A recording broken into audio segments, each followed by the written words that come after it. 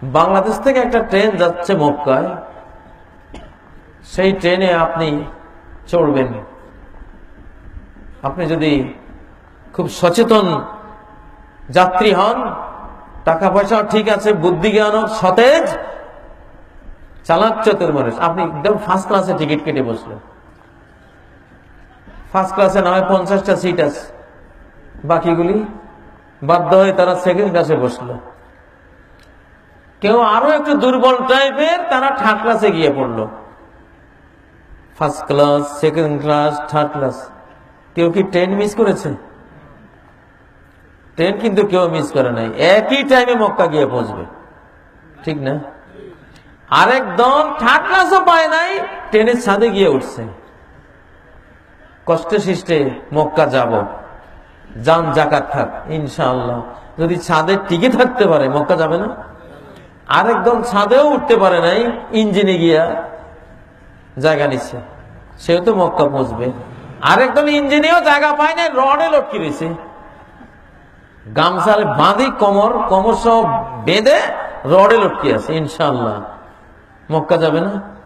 আরেকজন রডেও লটকিতে পারে নাই, দুই বগির মাঝখানে স্প্রিং এর উপরে বসা, ঠক্কর ঠক্কর করে যাইতেছে। এটা ছাড়া তো উপায় নাই, ট্রেন মিস করবো না। এরা সবাই এট এ টাইম মক্কা গিয়ে পৌঁছবে কিনা বলেন? পার্থক্য কি? কেউ আরামে গেছে, কেউ বেআরামে গেছে, এইটুকু। কিন্তু পৌঁছার বেলা সবাই পৌঁছছে, তাই না? নাভির নিচে হাত বাঁধছে, মনে করছে হাদিস সহি। কেউ নাভির উপরে বাঁধছে, তার জ্ঞানে ধরছে এটা গ্রহণযোগ্য। কেউ বুকে বাঁধছে, সে বলে এটা খুব সহি, আসলেও সহি। যেখানে বাঁধুক না কেন, এরা কেউ ট্রেন মিস করে নাই, এরা কেউই ট্রেন মিস করে নাই। সবাই ইনশাআল্লাহ জান্নাত পাবে। ট্রেন মিস করছে কে? যে মাজার গিয়ে সেজদা দিয়ে বসছে, এই লোক ট্রেন ফেল করছে। এইটার কোনো উপায় নাই, ঠিক না? ল্যাংটা ফকিরের কাছে গিয়া বাবারে আমার কিছু দেশ না, অভাব দূরে হয় না, তোর কাছে আছে তুই দে। ল্যাংটা ফকিরের বুকে থাপ্পড় একটা দিয়া কয় যা, কাজ হয়ে গেছে তো। কি কাজ হয়েছে? কদিন পরে হেও ল্যাংটা হয়ে গেছে, বুঝেন না? ল্যাংটার অ্যাকশন তো ল্যাংটায়। এগুলি ট্রেন মিস করছে, এগুলি কি? এগুলি ট্রেন মিস করেছে। কিন্তু যারা হাদিসের গণ্ডির ভিতরে, কোরআনের গণ্ডির ভিতরে আছে, একটু দুর্বল হলেও হয়তো বুঝের ভুল আছে, হয়তো একদিন কেটে যাবে। বাংলাদেশে এমন কোন খতম নাই যে খতম আমি পড়ি নেই, আমার হুজুররা পড়ায় না। কত সিমির বিসি পড়তে পড়তে আঙ্গুল বিষ হয়ে যেত, কি করবো, হুজুররা কয়। কিন্তু আজকে তো আমার সারা পৃথিবী দিয়ে দিল, একটা খতম পড়াইতে পারবে না, এক কোরআন খতম ছাড়া, ঠিক নয় কি? আমার শিশুকালে সময় ছিল বেতেছে হে খে রেজে, লাখের মধ্যে দুই একজন দেখতাম বাতাসা পড়তো, আমরা হাসতাম, এটা আবার কি কয়। যাদেরকে নিয়ে হাসতাম তাদের মধ্যে আমার বাবা একজন, উনি কি সবসময় আলিফ বা তা হাসা, আমরা ভাই বোনেরা সবাই হাসাহাসি করতাম, আব্বা কি পড়ায় এগুলি, সবাই কয় বেতেছে, উনি কয় বা তা হাসাহাসি করতাম। সামনে তো ডরাইতাম, পিছনে হাসতাম। কেমন কেমন লাগতো, জিম হা খা হা, সবাই পড়ায় হে খে, উনি পড়ায় হা খা। ওই যে তখন হাসতাম, পরে নিজেরা লজ্জা পাইছি যে আসলে বাতাসাই ভুল, শুদ্ধ হা খা এটাই শুদ্ধ, র যা এটাই কি শুদ্ধ। আমরা যারা রেজে পার্টি ছিলাম, সব কি ছিলাম, ভুল ছিলাম। হাসছি যে হাসার জন্য শরম পাইছি। এখন যারা সহি সহি অজস্র আমল সমাজে ঢুকতেছে, যুবকরা পাইলে লুফে নিচ্ছে, বুঝেন না? ইট দুই প্রকার, কয় প্রকার? ইট কয় প্রকার? এক প্রকারের ইট কিনে আনি সাথে সাথে বিল্ডিং এ লাগান যায়, আরেক প্রকারের ইট কিনে আনলে মাস 6 ঘষাঘষি করা লাগে, এত শেওলা এগুলির উপরে, এত শেওলা। এই শেওলা, এক একটা ইটের শেওলা সাফ করতে 2 টাকা 3 টাকা লাগে। 10,000 ইট সাফ করতে 6 মাস শেষ।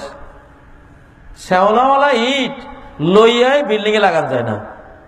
আর কোন শ্যাওলা নাই, এই মাত্র ভাটা থেকে বাইর হয়েছে, লইয়াই লাগান যায়। যুবকগুলি হলো শ্যাওলা মুক্ত ইট, এগুলির মধ্যে বেদাতে শ্যাওলা নাই, বুঝেন না?